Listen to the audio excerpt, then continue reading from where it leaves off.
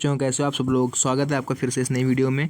मेरा नाम है आकाश, आप देख रहे हैं अपना अपना चैनल पढ़ाई वाले सर। ठीक है, तो दोस्तों आज की वीडियो में हम लोग बात करने वाले हैं हैबर विधि द्वारा अमोनिया निर्माण कैसे किया जाता है। ठीक है, तो उसके बारे में हम लोग बात करने वाले हैं। जैसा कि आपको यहाँ दिख रहा है ऊपर कि हैबर विधि द्वारा अमोनिया का निर्माण कैसे करा जाएगा। ठीक है, तो आज यही हम लोग देखने वाले हैं। इसका पूरा विस्तार से आप लोग को समझाएंगे डायग्राम सहित कि कैसे आप लोग को ये डायग्राम बनाना है। ठीक है, ये पूरा डायग्राम आप लोग को बनाना सिखाएंगे और बहुत ही सरल तरीके से स्पष्ट शब्दों में आप लोग को इसका नीचे पूरी थ्योरी मिलने वाली है। तो आपको केवल कुछ नहीं करना है, आप लोग को केवल जितना इसमें बताया जा रहा है थ्योरी सहित आप लोग को पूरा लिख के आना। और ये यहाँ से जो 5 नंबर आपको दिख रहे हैं ये आपके इससे कन्फर्म हो जाएंगे। ठीक है, तो वीडियो को बिल्कुल भी स्किप मत करिएगा और एंड तक देखिएगा। चलिए वीडियो को अपने हम स्टार्ट करते हैं जल्दी से। तो वीडियो में आगे बढ़ने से पहले हम देख लेते हैं कि सबसे पहले हम लोग इसकी थ्योरी देख लेते हैं। ठीक है, नीचे क्या दी हुई है पहले इसकी थ्योरी देख लेंगे हम लोग क्या कह रहा है। देखिए पहले इसका सिद्धांत समझिए आप लोग।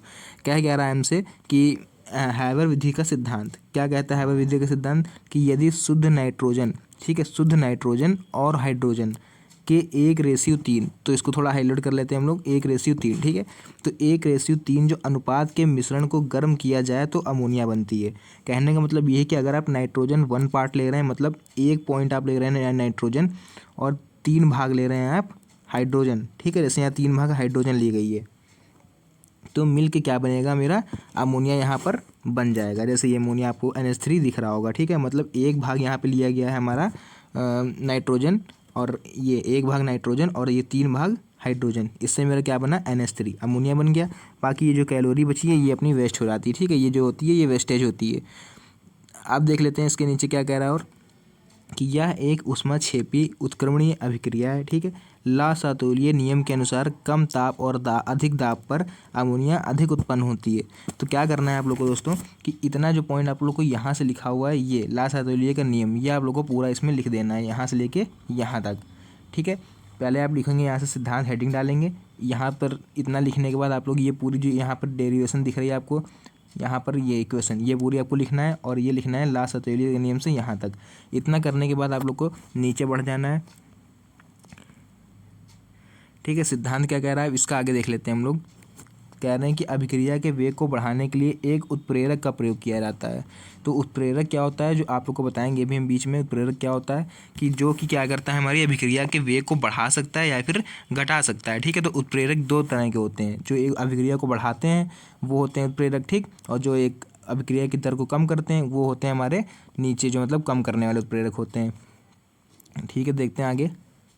तथा उत्प्रेरक की उपस्थिति में कम ताप तथा उच्च दाब की आवश्यकता होती है। ताप कितना होना चाहिए इसमें अमोनिया बनाने के लिए, कम से कम 450 से 500 डिग्री सेल्सियस तक। और वायुमंडलीय दाब कितना होना चाहिए 200 ATM तक। ठीक है, 200 ATM, यह भी आप लोग को ये आगे बताएंगे हम। 200 ATM तक वायुमंडलीय दाब होना चाहिए। और क्या है, या इस अभिक्रिया में लोहे का चूर्ण, ठीक है, उत्प्रेरक लोहे के चूर्ण को यहाँ पर हम लोगों ने उत्प्रेरक की तरह यूज़ करा है। ठीक है, लोहे के चूर्ण को। तथा मॉलिब्डेनम उत्प्रेरक वर्धक। मॉलिब्डेनम अभी हम बात कर रहे थे कि उत्प्रेरक 2 तरह के होते हैं।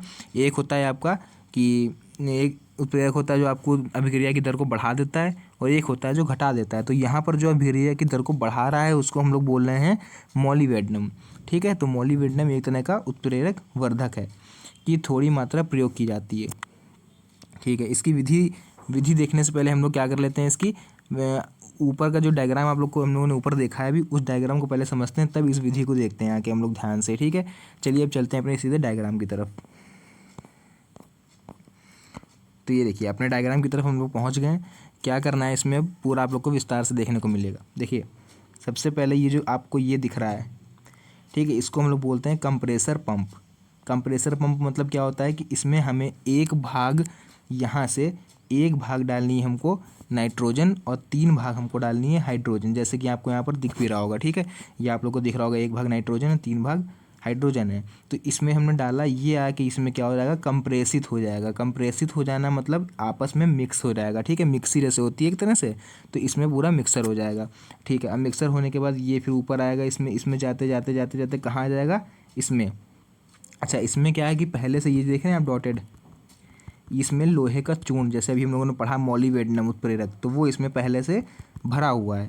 ठीक है, इसमें इसको पूरा भरा हुआ है जिसको हम लोग लोहे का चूर्ण है ना, तो इसको हम लोग देखिए नाम भी यहाँ पर दिया हुआ है इन्होंने Fe और एमओ। एफई मतलब जो है क्या हो गया, इस एफई का मतलब हो गया हमारा आयरन मतलब लोहा, और एमओ का मतलब हो गया मॉलिब्डेनम उत्प्रेरक। लिखा भी है यहाँ पर, आप लोग को दिख रहा होगा, ये देखिए उत्प्रेरक कक्ष, ये लिखा हुआ है यहाँ पर, ये उत्प्रेरक कक्ष है। ठीक है, मतलब इसमें पूरा मिक्स हो जाएगा आके लोहे का चूर्ण जो पहले से भरा पड़ा है उसमें से हमारी क्या होगी, क्या पास होगा, ये 1 भाग नाइट्रोजन और 3 भाग हाइड्रोजन इसमें से मिला के पास होके कहाँ जाएगा, आगे। अच्छा, इसमें प्रेशर कितना है, अभी हम लोगों ने पीछे पढ़ा कितना प्रेशर है इसमें।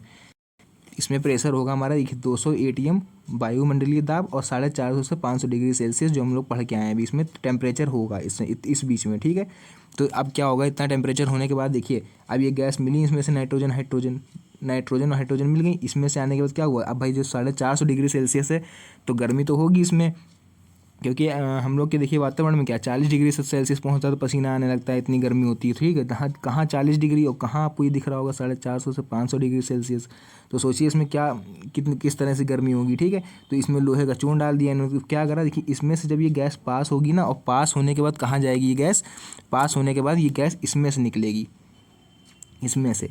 तो इतनी गर्म गैस होगी कि मतलब आप छू लोगे तो भाप बन जाओ बिल्कुल। ठीक है, तो इसमें से होते होते होते होते कहाँ जाएगी, देखिए आप लोग को दिख रहा है, इसी में गैस में अमोनिया बनेगी इतनी गर्मी में। ध्यान दीजिएगा आप लोग, 1 भाग N2 और 3 भाग H2 जब इसमें पहुंचा, और लोहा पहले से था, तो जो उत्प्रेरक था यहाँ पर एमओ, ये दिख रहा है एमओ, इसने क्या करा, हमारी इसको बढ़ा दिया, उत्प्रेरक को और गति को बढ़ा दिया, वेग को। ठीक है, अभिक्रिया वेग को। तो यहाँ पर आपकी अमोनिया यहीं पर बन गई है, लेकिन क्या है अभी बहुत गर्म है। ठीक है, तो इसको हम लोग ठंडा करने के लिए लेके जाएंगे दूसरे जार में। अच्छा, इस जार में क्या है, यहाँ पर आपको दिख रहा होगा, ये देखिए, ये H2O।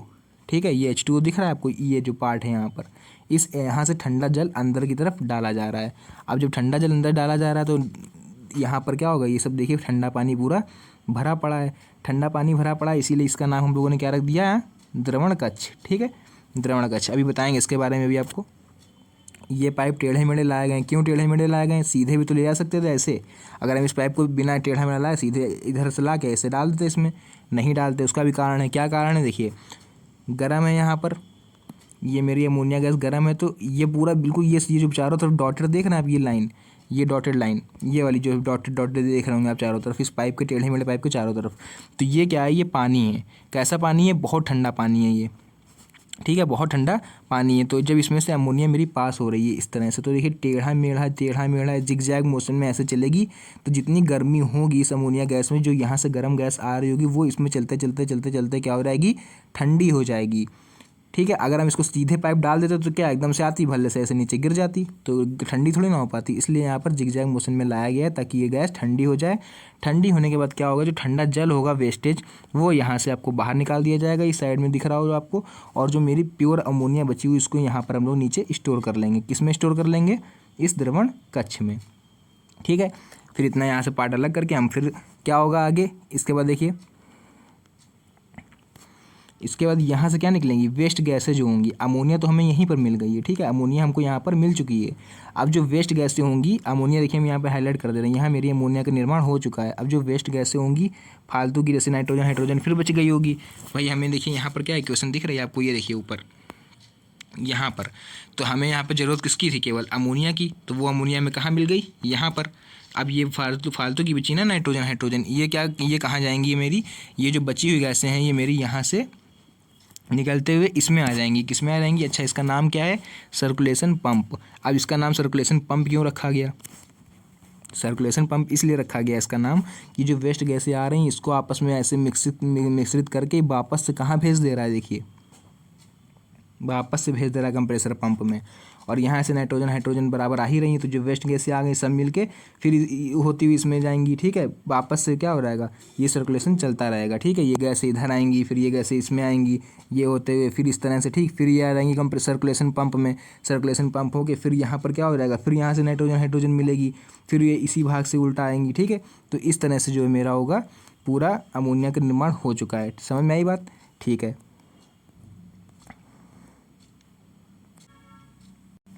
तो क्या होगा देखिए, बताएं आप लोग को कि ये जो फालतू की गैसें आपको दिख रही हैं, ये पूरा यहाँ तक नहीं आएंगी, ये केवल आएंगी यहाँ तक, इस तरह से आके इसमें चली जाएंगी नीचे। ठीक है, अब ये मत सोचिएगा कि आप लोग ये इधर चली जाएंगी, थोड़ा करेक्शन कर लीजिए आप लोग इस चीज़ को क्यों? क्योंकि इधर से तो पहले ही से मेरी नाइट्रोजन हाइड्रोजन आ रही ना, इधर आई, फिर ये गैस ऐसे आएगी है ना, और फिर ये नीचे चली जाएगी। तो ऐसे ही ये होगा, जो सर्कुलेशन पंप होगा इधर भेजेगा गैस को, फिर इधर भेजेगा। अब ये दोनों आपस में, इधर से भी प्रेशर है, इधर से और इधर से भी प्रेशर है, तो दोनों गैस कहाँ चली जाएंगी? ये नीचे की तरफ। और वापस से यही क्रिया होती रहेगी, और जो हमारी जो अमोनिया है वो बनती रहेगी। क्या होगा? फिर ये ऐसे करके यूँ जाएंगी, फिर इसमें से निकलेगी, ठीक है। फिर सर्कुलेशन पंप, फिर ये यहाँ तक भेजते, फिर ये नीचे कर देगा, और यहाँ से आते फिर अंदर चली जाएंगी। तो दोनों बार बार इसमें से निकलती रहेंगी और सर्कुलेशन करके अमोनिया बनाती रहेंगी, ठीक है। अब इसकी नीचे हम लोग विधि देख लेते हैं, क्या है विधि।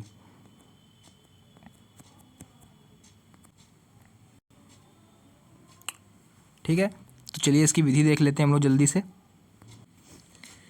ठीक है, तो इसकी विधि देखिए क्या कह रही है। जो विधि है हम लोग इसको देखने वाले हैं कि शुद्ध नाइट्रोजन, ठीक है, मतलब देखिए शुद्ध N2 और H2 को 1:3 के अनुपात में मिलाकर, जो कि हमने वहाँ मिलाया था, ठीक है। Fe प्लस MO, मेरा क्या था? Fe मेरा आयरन था, MO क्या था? मॉलिब्डेनम उत्प्रेरक, ठीक है, के मिश्रण के साथ 200 वायुमंडलीय दाब, अच्छा इसी में प्रेशर भी लग रहा था, 200 ATM हमने लिखा था, आप लोग को याद होगा, ठीक है। तब पर तथा 500 डिग्री सेल्सियस ताप पर गर्म करते हैं। इसमें 10 से 15% अमोनिया बनती है, ठीक है, जिसे संघनित्र में प्रवाहित करके द्रवित कर लेते हैं और शेष गैस को पुनः उत्प्रेरक कक्ष में प्रवाहित करते हैं। यहाँ पर जो मेरा लास्ट में था, आप लोग को याद है, ये सर्कुलेशन पंप जो था, इससे क्या हो रही थी? इधर से एक गैस आ रही थी इसमें, और वही वापस से सर्कुलेट करके यहाँ भेज रहा था, फिर ये करते हुए फिर नीचे आ रहा था, ठीक है। और इधर से मेरा जो था वो पूरा, ठीक है, वो क्या नाम था उसको? प्रेरक कक्ष, ठीक है, उससे होते हुए आ रहा था पूरा। अब देखते हैं नीचे इसके रासायनिक गुण हम लोग। रासायनिक गुण क्या है इसके? देखिए इसमें इसकी प्रकृति क्षारीय होती है, जिसके कारण यह अम्ल से क्रिया करके लवण बनाती है। तो आपको ये एक जो दिख रही है समीकरण, ये लिख देनी है, सिंपल रिएक्शन, कि NH3 प्लस HCl NH4Cl, एक ये वाला H मिलेगा, देखिए एक ये वाला H और एक ये H3, दोनों मिलके क्या बन गए? H4, और ये N हमने ये NaC लिख दिया और HCl Cl लिख दिया, तो क्या बन गया? अमोनियम क्लोराइड, ठीक है। देखते हैं हम नीचे अगला, ये तो होगा इसके रासायनिक गुण, ठीक है। देखिए अब दूसरा हमारा क्या कह रहा है कि सिल्वर नाइट क्लोराइड से क्रिया करके संकर लवण बनाता है, ठीक है। तो इसमें से देखिए कोई एक लिखना है आपको रासायनिक गुण, दोनों नहीं, कोई ज़रूरी नहीं, अगर याद रहे तो दोनों करिएगा, वरना आप कोई एक भी कर दोगे तब भी नंबर आपको मिल जाएगा। देख लेते हैं इसके और गुण क्या है, ठीक है, 3, कोई ज़रूरी नहीं है आप लोग को। इसके उपयोग देख लेते हैं हम लोग। उपयोग पहला यहाँ पर क्या है हमारा? कृत्रिम रेशम बनाने में, बर्फ़ बनाने में और प्रशीतक के रूप में, ठीक है। प्रशीतक के रूप में, प्रशीतक मतलब एक तरह से ठंडा वो होता है जमाने के लिए किसी चीज़ को ठंड में, ठीक है, वो होती है प्रशीतक। तो उम्मीद करते हैं आप लोग को ये समझ में आई होगी हैबर विधि द्वारा अमोनिया के निर्माण, जो हम लोगों ने पढ़ा। तो एक बार चलिए आप लोग को रिवीजन करा देते हैं हम लोग क्या हमने पढ़ा। रिवीजन बहुत ज़रूरी है। देखिए पहले मेरा क्या था, जल्दी से देख लेते हैं एक बार। ये था मेरा कंप्रेसर पंप, ठीक है। डायग्राम देखिए सरल कुछ नहीं है, आपको क्या करना है, पहले 2 ऐसे बॉक्स बनाने हैं, इस तरह से ऐसे बॉक्स बना लेना है आपको, ठीक।